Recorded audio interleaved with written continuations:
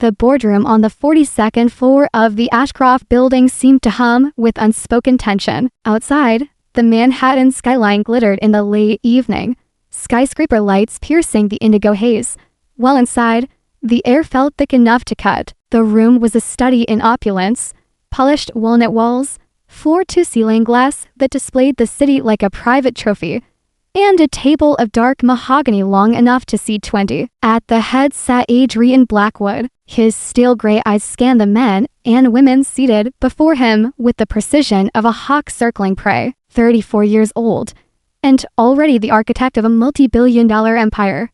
He had the look of a man who never entertained defeat, not in his vocabulary, not in his life. Tonight, nothing would be different. "Gentlemen," Adrian began, his voice low and sharp, slicing through the murmured discussions like the first crack of a whip. "You have exactly 60 seconds to accept my offer before it's gone permanently." On the other side of the table, the executives of Harrington Dynamics shifted uneasily in their leather chairs. They had been resisting Adrian's pursuit of their company for months, but everyone in this room knew one unshakable truth. When Adrian Blackwood wanted something, he got it. His reputation preceded him like a long, dark shadow, ruthless, calculating, and with a predator's patience for the kill. There were rumors of deals so cold they chilled even Wall Street veterans, and mergers executed so swiftly they left competitors in financial ruin before they could blink. Leaning against the wall near the corner, Ethan Cole, Adrian's personal chief of staff and longtime friend, watched quietly. They had been inseparable since college, roommates, confidants, business partners in spirit if not in title. But lately, Ethan had been seeing a different man in his friend's eyes. Someone who had traded human warmth for relentless ambition. Someone whose sleepless nights and caffeine-fueled days were starting to wear grooves into his health. "This is extortion," Harrington's CEO stammered, flipping through the acquisition terms with trembling hands. Adrian's lips curved into a faint, humorless smile, one that could freeze the blood of anyone foolish enough to mistake it for kindness. "This is business," he replied smoothly. "Your losses are hemorrhaging. Your stock is circling the drain. And in 6 months, your patents will be obsolete. I'm offering you a lifeline, but my generosity has limits." He stood, towering at 6'3", every line of his tall, athletic frame sharpened by the immaculate cut of his tailored charcoal suit, a suit that cost more than most people's annual salary. Dark hair, perfectly styled, cufflinks that gleamed under the recessed lights, the picture of control, dominance, and authority. But Ethan, watching from the shadows, noticed something the others didn't. The slight tremor in Adrian's hand as he gripped his pen, the faint glisten of perspiration on his brow, despite the chilled air of the boardroom. 30 seconds, Adrian announced, glancing at the platinum watch on his wrist. His voice was steady, but inside his chest, a different reality was unfolding. His heart was pounding too fast, not from adrenaline, but from something deeper, heavier. The tightness he had been dismissing for weeks had returned, and this time, it was impossible to ignore. Across the table, Harrington's executives whispered frantically among themselves, their panic palpable. Adrian turned toward the window, gazing down at the city that sprawled like a conquered kingdom beneath his feet. For years, this view had been his reminder that power was a fortress he had built brick by brick, a fortress no one could breach. Yet at this moment, an unfamiliar sensation pressed against the edges of his confidence. Vulnerability. "Mr. Blackwood," began the CFO, but Adrian cut him off. "Time's up," he said, his voice strained. He pivoted to face them, and the world tilted. The pain hit him like a freight train, crushing his chest, radiating like fire down his left arm. His vision blurred at the edges. His knees wavered. He reached for the table, his fingertips grazing the polished wood as his strength drained away. Gravity pulled him under, and the last image that seared into his fading consciousness was Ethan's face, horrified, shouting his name, and the blur of papers fluttering through the air like snow. "Call 911. Ethan's voice cracked with urgency as he dropped to his knees beside his friend. The room froze. Men who had feared Adrian Blackwood in boardrooms across the country now sat slack-jawed, unable to process the sight of him sprawled, motionless, on the carpet. Ethan's hands trembled as he pressed fingers to Adrian's neck, searching desperately for a pulse. "Come on, Adrian. Don't you dare do this to me," he muttered under his breath, feeling his own heart hammer against his ribs. 15 eternal minutes later, the elevator doors burst open and paramedics streamed in, their voices a blur of practiced urgency. Ethan had ordered the room cleared, and willing to let Adrian's collapse become gossip before the man had even reached a hospital bed. Possible cardiac event. The lead paramedic radioed to the ear. Male, 34, unconscious, weak pulse. ETA 7 minutes to Metropolitan General. As they loaded Adrian onto the stretcher, Ethan caught a glimpse of his face, pale, almost peaceful. The hard edges of his expression softened in unconsciousness. For the first time since college, he looked like the man Ethan used to know.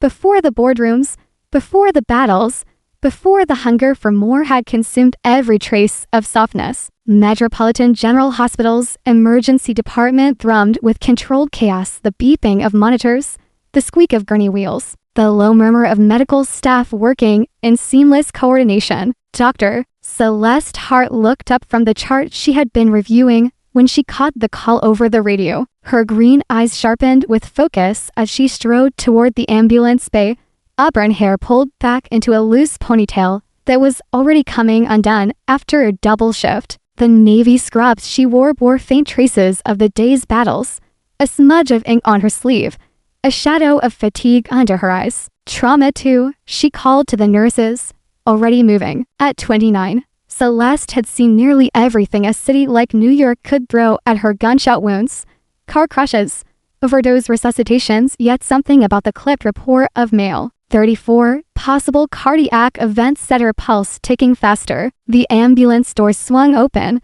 and she stepped forward as the paramedics wheeled their patient inside. One look, and her breath caught not from attraction alone, though there was no denying the man on the stretcher possessed a striking kind of presence. Even unconscious, he radiated a coiled intensity, like a storm held barely at bay. Sharp cheekbones, a jaw that could have been carved in marble, the kind of features that belonged in glossy magazines, rather than lying pale and still under the harsh fluorescent lights. "What do we have?" she asked briskly, falling into step beside the gurney. "Adrian Blackwood, 34, the paramedic recited, collapsed during a business meeting, vitals stabilizing, but he's been out for 20 minutes. Celeste's steps faltered just enough for her to blink in recognition. Adrian Blackwood. She didn't need to follow the financial pages to know that name. The tech tycoon who had dismantled competitors without blinking, whose takeovers dominated headlines, whose personal life was a vacuum of secrecy. Yet here he was, stripped of his armor, his humanity laid bare by failing biology. "Get me a 12-lead EKG and full cardiac panel," she ordered as they transferred him to the examination table. Her hands moved with the fluid confidence of years in the field, checking his pupils, listening to the steady but irregular beat of his heart, cataloging the pallor of his skin, the faint clamminess of his forehead. And then she heard it in a regular rhythm that told her more than his silence could. This wasn't simple exhaustion or a bad day at the office. This was a heart carrying a burden it was never meant to bear for so long. She had read about men like Adrian in magazines, men painted as predators, as corporate sharks. But under the buzz of the monitors and the faint hiss of oxygen, she saw none of that. She saw a man who, in this moment, was simply human. From the doorway, a voice broke her concentration. "Doctor." Celeste turned to see a tall man with blonde hair and impeccable suit. His expression, a mask barely holding back fear. "Are you family?" she asked. "I'm Ethan Cole," he said quickly, "his chief of staff, but I've known him since college. I'm the closest thing to family he has." His voice wavered as he stepped closer. "Please, just tell me he's going to be okay." Celeste looked back at Adrian, her mind already sifting through the tests, the possibilities, the risks. Something told her that saving his life was going to be far more complicated than any chart could show. 3 days later, The hospital room felt less like a place of healing and more like a prison cell to Adrian Blackwood. It was a private suite, of course Metropolitan General's finest, white walls softened by tasteful modern art, a leather armchair in the corner, a sleek entertainment system mounted discreetly on the wall. Floor-to-ceiling windows offer a sweeping view of Central Park's summer greenery. But for Adrian, the view was just another reminder of where he wasn't, his corner office high above the city, where every decision, every call, every deal was his to command. The constant soft beeping of the heart monitor at his bedside was an irritant, a reminder that he wasn't in control. His empire was out there, moving without him, and the thought twisted like a knife in his ribs. He'd never been one to linger in bed, let alone at the mercy of doctors. Now, the days dragged like years. When the door opened that morning, Dr. Celeste Hart stepped inside, holding a tablet. She was dressed in crisp hospital whites over her navy scrubs, hair pulled into a tighter ponytail than the day he'd first seen her. But the faint golden light streaming in from the window caught warm highlights in the auburn strands. Her green eyes were clear, focused, and annoyingly unreadable. "The test results are back," she announced. Adrian sat up straighter, instinctively shifting into the commanding posture of a CEO at the head of the table, even if this table was just a hospital tray. And he was wearing a pale blue gown instead of a three-piece suit. "Good," he said. "Then discharge me. I have work to do." Celeste's laugh was soft, but carried no humor. "Mr. Blackwood," she said,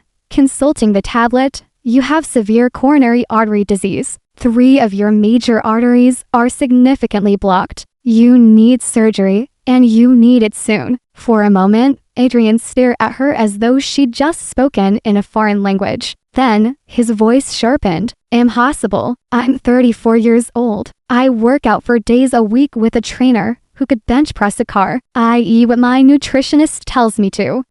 When was the last time you slept more than 4 hours? She interrupted. "When was the last time you took a vacation or had a meal that wasn't eaten while reading quarterly reports?" His jaw tightened, a flicker of irritation passing through his eyes. "My lifestyle is irrelevant. It's killing you," she said plainly. She moved closer to the bed, her gaze steady. "Next month might be too late." Her words landed like a gavel striking marble, but Adrian's instinct was to push back, to reject her verdict, as though it were an unreasonable contract clause. "I don't have time for surgery or a recovery period. We'll schedule it for next month." Julian, her hand shot out, snatching his phone from the bedside table before he could even reach it. "What do you think you're doing?"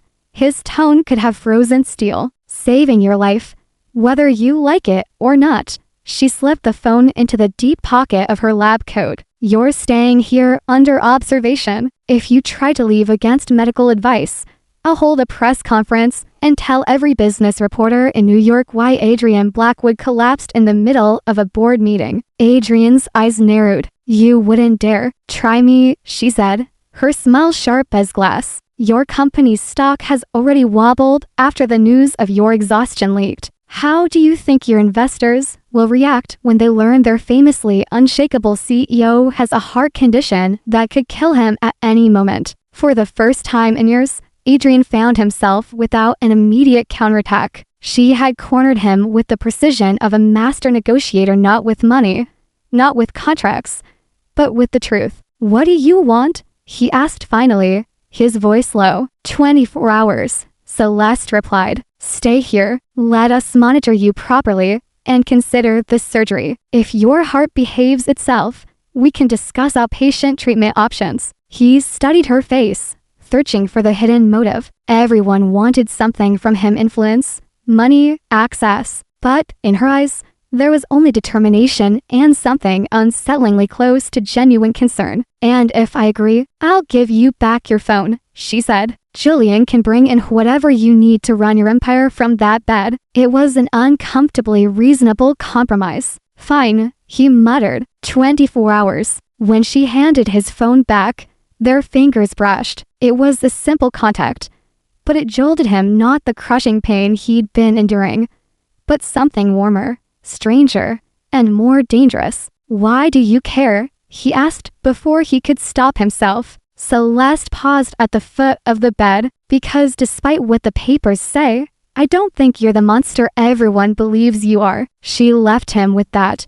And for a long moment, Adrian stared at the closed door. When had anyone last looked at him and seen something other than Adrian Blackwood, the untouchable tycoon? Ethan arrived an hour later with 3 laptops, 2 phones, and a tangle of charging cables that could have powered a small city. The board is asking questions, he reported while setting up a makeshift command center on the side table. Rebecca Sloan called twice. Adrian's expression darkened. Rebecca Sloan, his sharpest rival, had been circling Blackwood Innovations for months, waiting for any sign of weakness. What did you tell her? Adrian asked. That you're recovering from exhaustion and will be back in the office soon. Ethan said carefully. And about what the doctor said? About surgery. Ethan hesitated. Drop it, Adrian ordered, the steel returning to his voice. I'm not vanishing for weeks while my company gets picked apart. But even as he said it, he felt the uneven rhythm in his chest, the quiet betrayal of a body he'd always expected to obey. That evening, Celeste found him still working, the glow of his laptop casting pale light across his face. The monitors beside his bed told a story he refused to hear. Heart rate elevated, rhythm irregular, blood pressure climbing despite the medications. It's past midnight, she said softly. He looked up, and in the warm lamplight, she saw the exhaustion etched into his features. Without the harsh armor of fluorescent light, there was something almost fragile about him. I don't sleep much, he admitted, closing the laptop. Haven't for years. She sank into the chair beside his bed, her shift long over, but unwilling to leave. Something about him pulled at her curiosity, the contrast between the public image of an untouchable titan and the man she glimpsed in unguarded moments. When did it start? She asked. The chest pain, the irregular rhythm. Your heart didn't get this way overnight. He was silent for so long she thought he wouldn't answer. Then his voice came, quieter, stripped of its usual steel. I was 12 when my parents died. Drunk driver. I went to live with my uncle,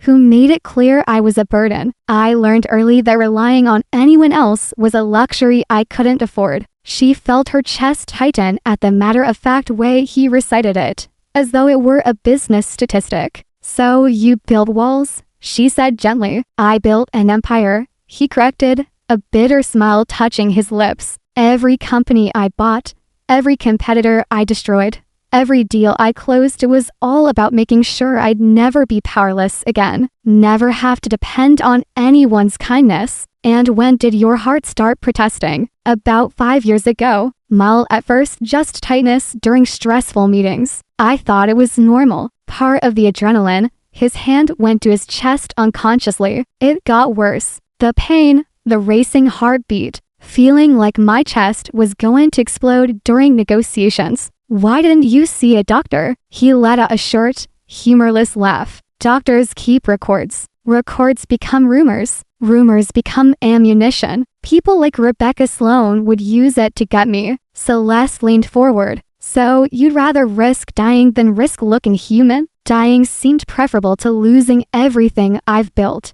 The honesty in his voice hit her harder than she expected. Beneath the ruthless image, he was simply a man who had been carrying the weight of survival for so long. He'd forgotten there was another way to live. What about Ethan? She asked. He clearly cares about you. He's my employee. And a friend, yes. But still someone whose livelihood depends on me. And there's never been anyone else. No, he said simply. It was an admission that seemed to hang between them, fragile as glass. That must be exhausting, she murmured. It's the only way I know. On impulse, she reached out, placing her hand over his where it rested on the blanket. She felt the faint tremor there, not from illness, but from something deeper. Maybe it doesn't have to be, she whispered. He looked down at their joined hands as if he'd never seen anything like it. Why are you being kind to me? You don't know me, don't owe me anything. Maybe that's exactly why, she said. Because when I look at you, I don't see the ruthless CEO. I see someone who's been fighting alone for so long.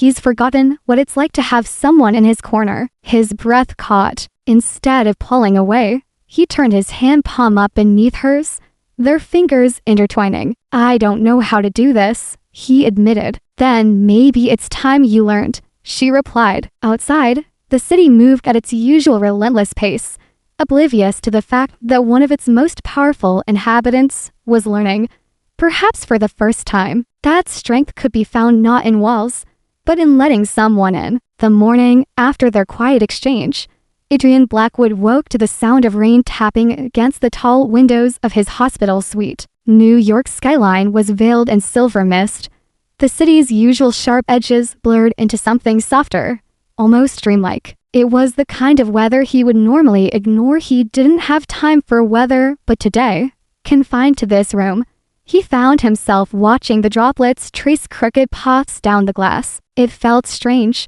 having no immediate crisis to solve, no deal to force across the finish line. Strange and uncomfortable. The unease gnawed at him. His phone returned under Celeste Hart's conditions, buzzed on the nightstand. He reached for it automatically. Ethan's name flashed on the screen. Morning, Adrian said. You sound calm, Ethan remarked, suspicion in his tone. That's new. I'm not calm. I'm trapped, Adrian replied dryly. What's the status? Board meeting wrapped 20 minutes ago. Sloane's people have been sniffing round again. She's calling her interest casual. But you and I both know she's hoping for blood in the water. Adrian's jaw tightened. She won't get it. Draft a memo for the senior team. Tell them we're accelerating the rollout for the Helix program to weeks earlier than planned. That'll keep her distracted. Adrian Ethan's voice carried a note of hesitation. About this surgery. No, Celeste's right. You're pushing too hard. I said no. Adrian cut in, sharper now. I'll deal with it on my terms. There was a long pause on the other end. Fine, Ethan said at last, though his voice made it clear it was anything but fine. When Dr. Celeste Hart entered later that morning, she found Adrian already dressed in a tailored charcoal vest and crisp white shirt that Ethan must have brought and sitting in the armchair with his laptop balanced on his knees. It was almost comical, the way he tried to turn the hospital room into a boardroom. Good to see you're making yourself at home, she remarked,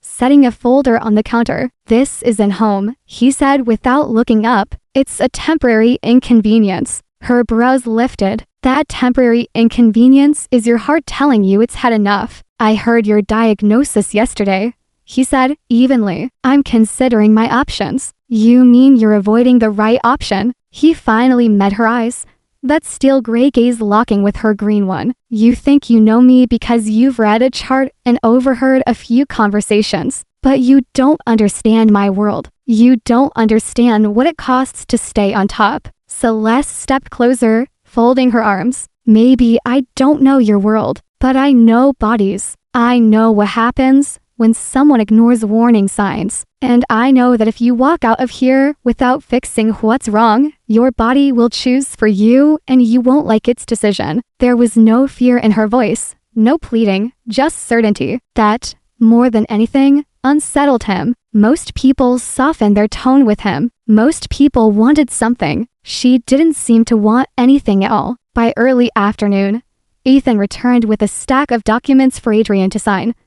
But Celeste caught the flicker of discomfort on his face as he glanced at the monitors. You're pushing him too hard, she said quietly when they stepped into the hall. He pushes himself harder, Ethan replied. I've been trying to get him to slow down for years. He doesn't listen to me either. Celeste's expression softened. He listens. He just doesn't want to admit it yet. Ethan sighed. If you can get him to take the surgery seriously, you'll have done more in 3 days than I have in 15 years. That evening, the rain had turned into a steady downpour, muting the city's usual roar into a rhythmic hush. Celeste finished her rounds late, exhaustion dragging at her muscles. But when she passed Adrian's room, the glow from inside caught her eye. He wasn't on his laptop this time. He was sitting on the bed, one leg bent, the other stretched out, staring at the skyline through the rain-smeared glass. She knocked lightly. Room for one more in the pity party. He turned his head toward her, the faintest smile tugging at his mouth. I was just thinking, that's dangerous, she teased, stepping inside. About what you said yesterday, he admitted. She pulled the chair closer to his bedside. Which part? I said a lot. That you don't see me as the monster the papers describe. Celeste leaned back. I don't, but I think you've worked very hard to make sure most people do. His lips quirked. It's easier that way. Fear keeps people predictable and alone, she added quietly. He didn't answer right away. Instead, he shifted slightly, his gaze returning to the city. When I was 12, after my parents died, I learned something.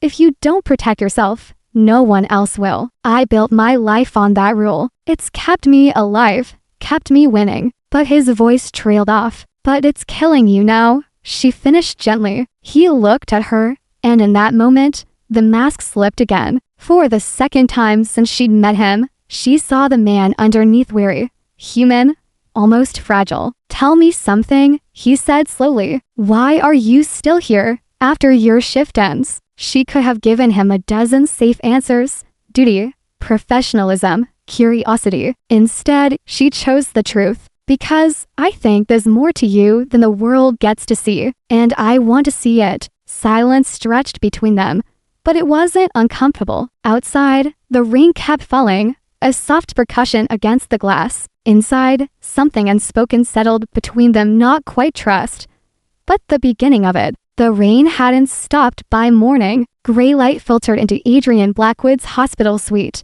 catching on the chrome edges of the medical equipment and turning the polished wood trim into muted shadows. The city skyline beyond was shrouded in mist, the tops of buildings vanishing into clouds. Adrian sat at the small table near the window, sipping coffee that Ethan had smuggled in far better than the hospital brew while skimming through a set of financial projections. He looked, to an untrained eye, like any other man starting his day, but the steady beeping of the heart monitor betrayed the truth. His body was running on a knife's edge. Ethan entered quietly, rain dripping from his coat. The Sloan problem is getting bigger, he said, dropping a folder on the table. Adrian didn't look up. She's been circling for years. She won't get anywhere. She might if she hears about what's going on in here.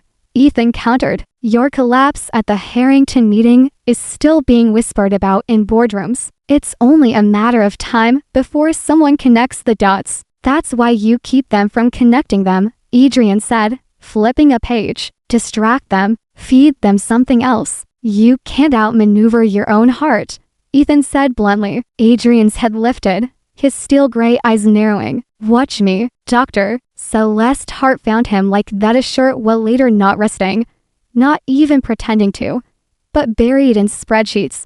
The tension in his jaw tight enough to crack granite. She didn't waste time with pleasantries. Your blood pressure's climbing again. It's because I have to sit here listening to you tell me things I already know, he said without looking up. Celeste walked over and closed the laptop with a firm click. His gaze shot up to meet hers, a flash of annoyance in it. You think I don't understand pressure, Mr. Blackwood? She asked. I work double shifts in NR. I've had 3 hours of sleep in the last 48. But you don't see me pretending I'm invincible while my heart is trying to wave a white flag. He leaned back in his chair, folding his arms. It's different for me. How? My world runs on perception. If I look weak, everything I've built can collapse in a day. Her voice softened, though the steel in it remained. And if you keep ignoring this, you won't be alive to worry about perception. By mid-afternoon,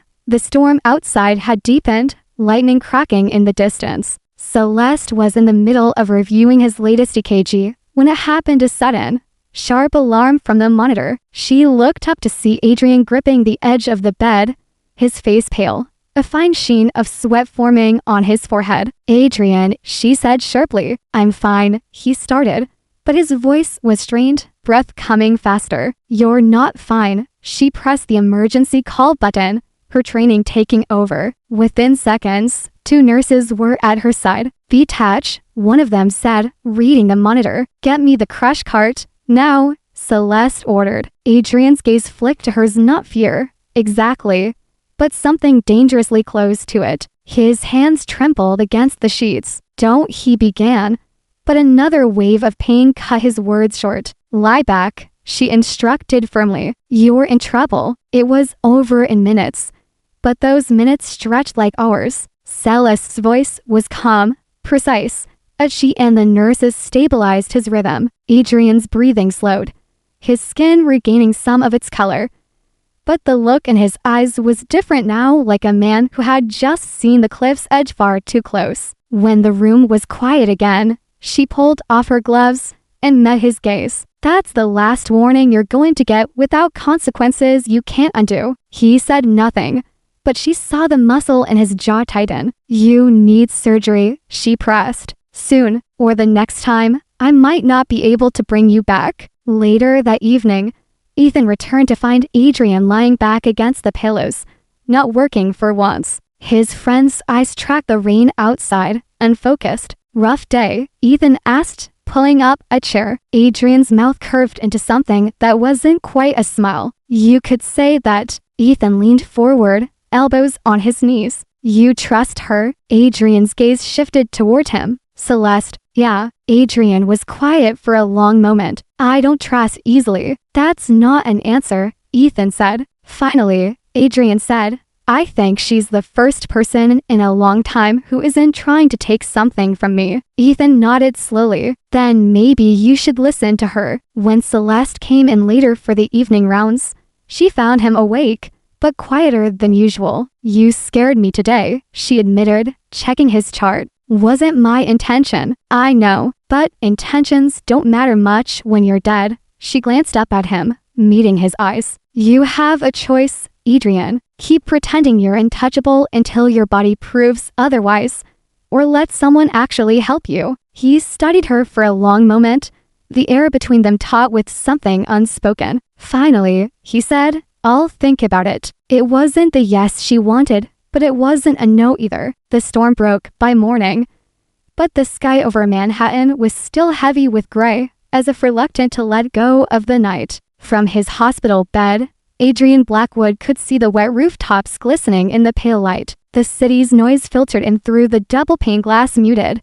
but constant, a reminder that his empire was still out there, operating without him. It unsettled him more than he wanted to admit. Ethan arrived early, carrying 2 cups of coffee and an expression that told Adrian trouble had arrived with him. What now? Adrian asked, taking the coffee. Rebecca Sloan. Ethan dropped a folder on the bed. She's making moves subtle for now. Quiet meetings with your competitors, buying up small percentages of stock through third parties. It's not enough to trigger alarms, but it's a signal. Adrian's grip on the cup tightened. She thinks I'm weak. She thinks you're distracted, Ethan corrected. And to be fair, she's not wrong. Then we make her regret it, Adrian said. His voice was calm, but his mind was already calculating countermeasures, acquisitions to block her leverage, partnerships to dilute her influence, press leaks to put her on the defensive. Ethan hesitated. Adrian, you can't fight a corporate war from a hospital bed forever. You have to deal with. I am dealing with it, Adrian cut in,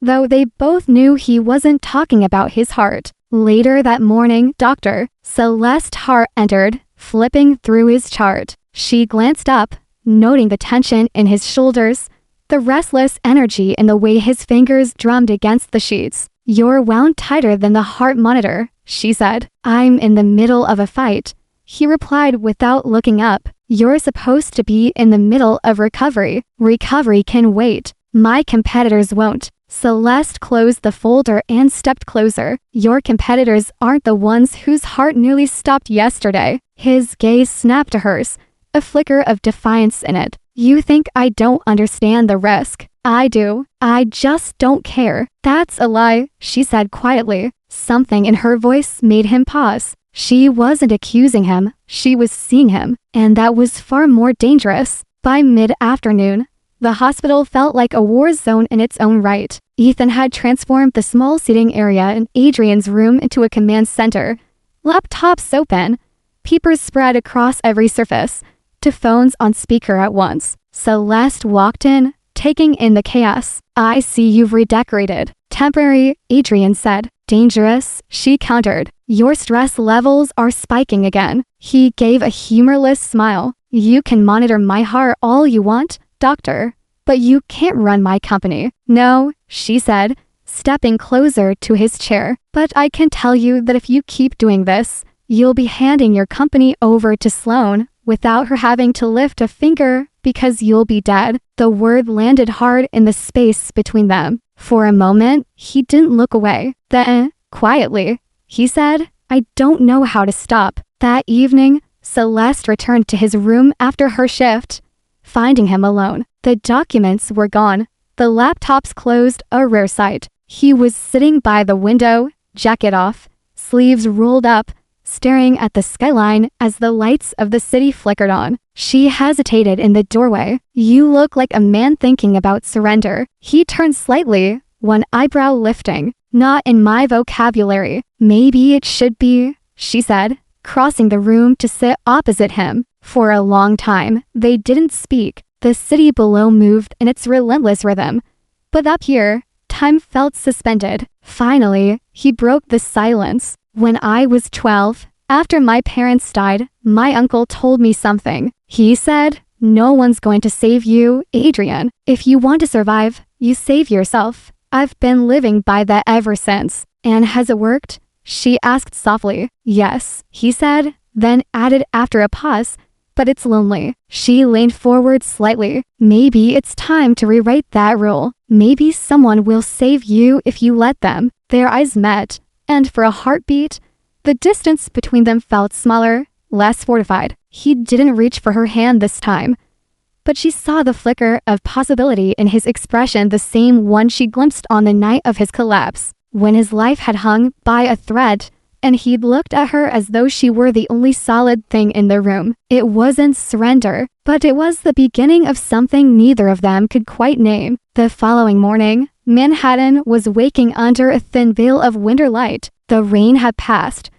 but the air carried a cold sharpness that seemed to bite through glass. From his hospital bed, Adrian Blackwood watched the skyline in silence, the morning news murmuring on the muted television. He wasn't really listening until a name caught his attention. Rebecca Sloan, CEO of Sloan Strategic Holdings, announced a surprise acquisition bid this morning. Adrian's hand shot for the remote, turning up the volume. The news anchor's smooth voice continued. While details are still emerging, industry insiders speculate that Sloan's latest move is a direct challenge to Blackwood Innovation's market dominance in the AI sector. Sources suggest the acquisition could be finalized within weeks if unopposed. The anchor's tone shifted, almost sly. Blackwood Innovations has yet to release a statement. CEO Adrian Blackwood remains out of the public eye following last week's reported health incident during a high-profile board meeting. Adrian muted the TV and tossed the remote onto the bed,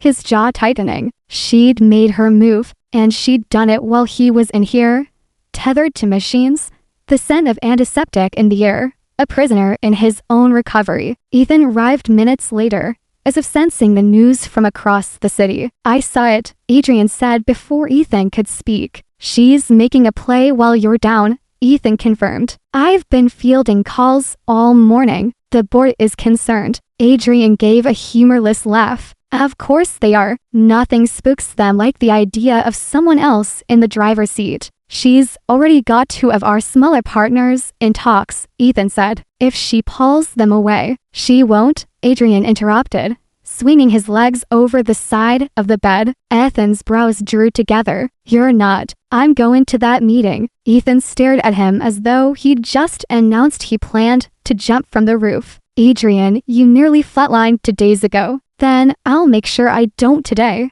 Adrian said, already reaching for the clothes Ethan had brought him earlier in the week. Doctor, Celeste Hart found him halfway through buttoning his shirt. Absolutely not, she said from the doorway. He didn't stop. It's a meeting, not a marathon. It's a direct ticket back to cardiac arrest. She shot back, stepping inside. Rebecca Sloan is moving to dismantle everything I've built. You think I'm going to sit here while she does it? Yes, Celeste said flatly, because sitting here is what's keeping you alive. Adrian turned to face her fully, his steel gray gaze hard. You want me to be alive, I get that. But I'm not interested in just breathing, doctor. I'm interested in living, and for me, that means protecting my company. Her voice lowered, her eyes locking on his. And what good will protecting it do if you die in the process? The standoff lasted a long moment before Ethan broke in. Adrian, maybe there's another way. Let me go. I'll represent you. Adrian considered it, then shook his head. No, Sloane will smell blood if I don't show up myself. Celeste stepped closer, her voice quieter now, but sharper than ever. If you walk out of this hospital without surgical clearance, you'll be signing your own death warrant. Something in her tone, the certainty. The lack of fear in speaking to him this way hit him harder than he expected, but he still shook his head. Then I guess I'll have to sign it. An hour later, Adrian was in the hospital's conference room, not the corporate boardroom he'd envisioned. Celeste had compromised she wouldn't let him leave the building, but she agreed to let him take the meeting via secure video call under her supervision. She stood just off camera, arms crossed, eyes scanning the monitors that tracked his vitals as he spoke. Rebecca Sloane's image appeared on the screen, her dark hair pulled back in a severe chignon, her smile polite, but edged like a knife. Adrian, she said smoothly, I was beginning to think you'd gone into hiding. Hardly, Adrian replied, his voice calm. I've been watching. Then you know this is impersonal, just business. His lips curved faintly. That's what Harrington said. Celeste caught the slight uptick in his heart rate at the mention, but she stayed silent, letting him work. You think you found an opening? Adrian continued. But all you've done is given me a reason to close ranks. Rebecca's smile didn't waver. You're in no position to close anything, Adrian. For a moment, the air between them was electric, charged with unspoken history and challenge. But Adrian leaned back, looking utterly composed, even as Celeste could see the subtle tremor in his hands. When the call ended, he let out a slow breath, leaning back in the chair. Celeste stepped forward immediately. You pushed too hard, she said, scanning the vitals on her tablet. I won, he countered. You postponed a fight you're not ready for. He looked up at her, and for once, the arrogance in his expression faltered. I don't know how to wait. I don't know how to let someone else fight for me. Celeste's voice softened, but her gaze didn't. Then maybe it's time you learned. That night, she stopped by his room again before leaving. He was lying back, eyes closed,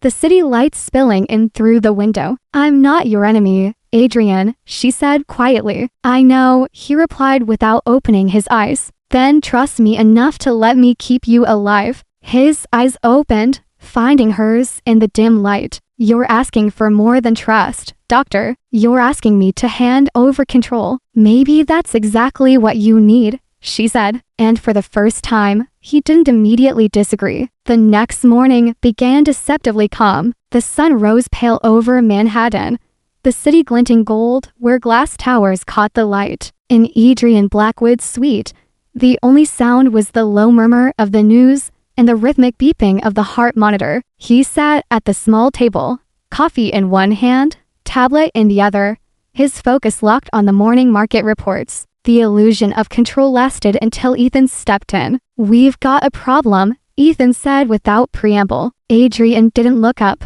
We always do. This is different. Ethan dropped a slim envelope on a table. Sloane's people leaked the board's private concerns to the press. Headlines are already circulating about your health crisis. Adrian set the coffee down with deliberate care. How bad? Bad enough that 3 investors have already called for a meeting. They want assurances you're not. Ethan hesitated. A liability. The word hung between them, poisonous. Adrian's jaw tightened. Get me into that meeting. Ethan glanced toward the door. You know Celeste well. She doesn't make my business decisions. Celeste ended moments later, catching the end of the exchange. What meeting? No meeting, Ethan said quickly. Adrian stood. Investor call. Today. Celeste crossed the room in 3 strides. Not a chance. You're not my keeper, Adrian snapped. No, she said. I'm your doctor, the only one standing between you and another cardiac episode. Or worse. Their eyes locked, the air thick with unspoken challenge. You think you can control me, he said, voice low. I think I can keep you alive, she replied evenly, but only if you stop pretending you're invincible. By noon, Adrian had maneuvered his way into the investor call anyway, not in person, but via secure video from the hospital's small conference room. Celeste stood off to the side again, monitoring his vitals as the screen filled with familiar faces, wary board members, skeptical investors, and, at the far end of the grid, Rebecca Sloan herself, leaning back in her chair with the satisfied expression of a predator waiting for the first stumble. Mr. Blackwood, one of the older investors, began. We're all concerned about the recent incident. I'm fine, Adrian said smoothly. The rumors are exaggerated. Rebecca's smile sharpened. And yet, you're still in a hospital bed, where I'm still running the company you've been trying to dismantle, he countered without missing a beat. Celeste glanced at the monitor. His heart rate was climbing, the rhythm edging toward instability. The call went on. Sharp questions, sharper answers, until Rebecca leaned forward, her tone almost sweet. The truth, Adrian. How long before you're fully back? Celeste could see it the moment his pride almost answered for him, the moment his body's warning signals fought against his instinct to win. Soon enough to stop you, he said at last. The meeting ended without disaster, but not without cost. By the time they returned to his suite, his color was off and his breathing shallow. Bed, Celeste ordered. I'm fine, he muttered, but his steps toward the bed were slower than usual. She checked the monitors, her brow furrowing. Your heart disagrees. He leaned back against the pillows, closing his eyes. You think I'm reckless. I think you're terrified of being powerless, she said. His eyes opened, fixing on hers. I am. You take away my ability to fight, and what's left? She hesitated, then said softly, the part of you that's human, the part worth saving. That night, just before her shift ended, she came back to check on him one last time. He was awake, staring out at the glittering sprawl of the city. You should rest, she said. He looked at her for a long moment. Stay, just for a little while. It wasn't a command, it was a request. And that, more than anything, made her sit down beside him. For a few minutes, they didn't speak. The silence wasn't awkward. It was steady. Finally, he said, if I agree to the surgery, you stay through it. Her chest tightened. Yes, he nodded slowly, turning his gaze back to the skyline. Then maybe we can talk tomorrow. And for the first time since she'd met him, Celeste thought she saw something like surrender, not to her, but to the possibility of letting someone in.